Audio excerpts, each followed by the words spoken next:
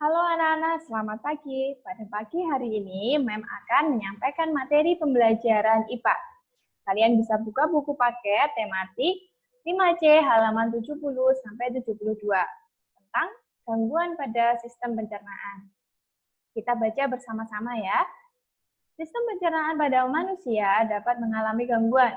Gangguan sistem pencernaan manusia disebabkan oleh beberapa faktor, misalnya karena mengonsumsi makanan yang tidak sehat atau pola makan yang tidak teratur. Beberapa gangguan sistem pencernaan manusia penyebabnya terkait dengan makanan. Bila kamu tidak berhati-hati memilih jenis, kualitas, dan zat gizi yang terkandung pada makanan, maka berbagai penyakit bisa menyerang organ sistem pencernaanmu. Selanjutnya, gangguan sistem pencernaan pada manusia sangat banyak, menyangkut berbagai organ yang terkait dengan sistem pencernaan, baik terjadi di rongga mulut maupun rongga perut. Penyebabnya macam-macam, dapat terjadi karena luka di bagian dalam yang terinfeksi oleh virus atau bakteri hingga kelainan kerja fisiologis tubuh. Di antara gangguan tersebut yang umum terjadi antara lain sebagai berikut. Yang pertama adalah gangguan pada rongga mulut. Yang A adalah karies pada gigi. Orang mengenal karies gigi sebagai gigi berlubang. Lubang terbentuk karena lapisan email gigi terkikis oleh asam yang dihasilkan oleh bakteri. Ketika sisa-sisa makanan tertinggal di sela-sela gigi, sisa-sisa makanan tersebut akan menjadi media pertumbuhan bakteri. Bakteri mencerna sisa-sisa makanan tersebut dan menghasilkan asam. Ya. Asam inilah yang mengikis lapisan email gigi. Jika lubang ini telah mencapai bagian rongga pulpa, tempat jaringan saraf dan pembuluh darah, gigi akan terasa sakit dan mengganggu. Untuk mencegahnya, gosoklah gigimu setelah makan. Kalian sudah rajin menggosok gigi selama ini? Kalau belum, kalian harus rajin menggosok gigi ya. Yang B yaitu sariawan. Sariawan merupakan gangguan pencernaan di mana bibir, gusi maupun lidah terluka dan terasa perih saat makan. Sariawan disebabkan kekurangan vitamin C.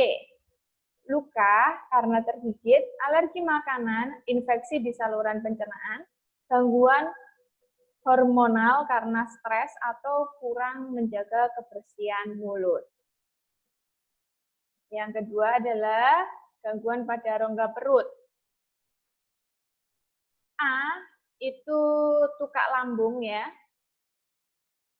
Tukak lambung adalah peradangan yang terjadi pada dinding lambung.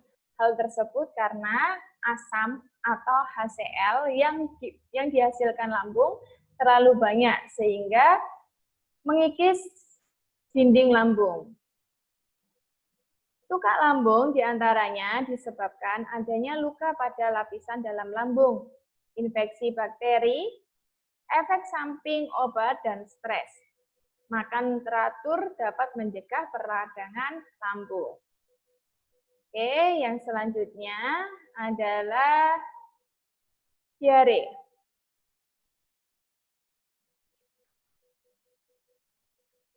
Diare adalah gangguan pencernaan yang disebabkan infeksi pada kolon, di mana perut terasa mulas dan feses penderita encer. Infeksi ini terjadi karena bakteri tertentu, misalnya E. coli, P.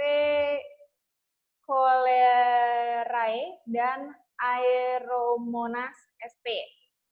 Melimpah jumlahnya, sehingga gerakan peristaltik usus tidak terkendali.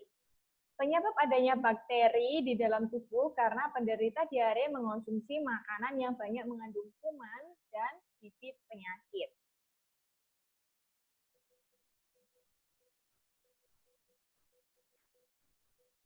Gerakan yang tidak terkendali menyebabkan selaput dinding usus besar mengalami iritasi dan mengganggu proses penyerapan air di dalam usus besar. Oleh karenanya, feses keluar dalam bentuk cair. Bila kondisi ini berlangsung lebih dari 3 kali sehari, maka bisa dikatakan bahwa seseorang menderita diare. Yang selanjutnya adalah sembelit atau konstipasi. Jika pada kasus diare, air tidak diserap sempurna, maka kasus sembelit terjadi sebaliknya, yaitu air justru terlalu banyak terserap. Gerakan peristaltik usus halus yang terlalu lambat juga dapat menjadi penyebabnya. Semakin lama feses berada di dalam usus besar, semakin banyak air yang terserap, sehingga feses menjadi sangat keras dan sukar dikeluarkan. Sembelit juga disebabkan oleh kebiasaan buruk seseorang yang selalu menunda buang air besar.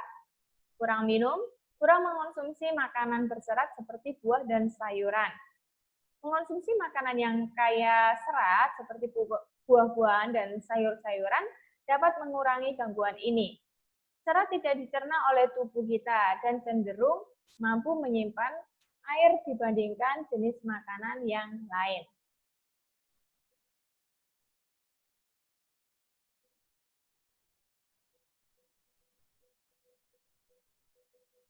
Yang E adalah radang usus buntu atau appendicitis.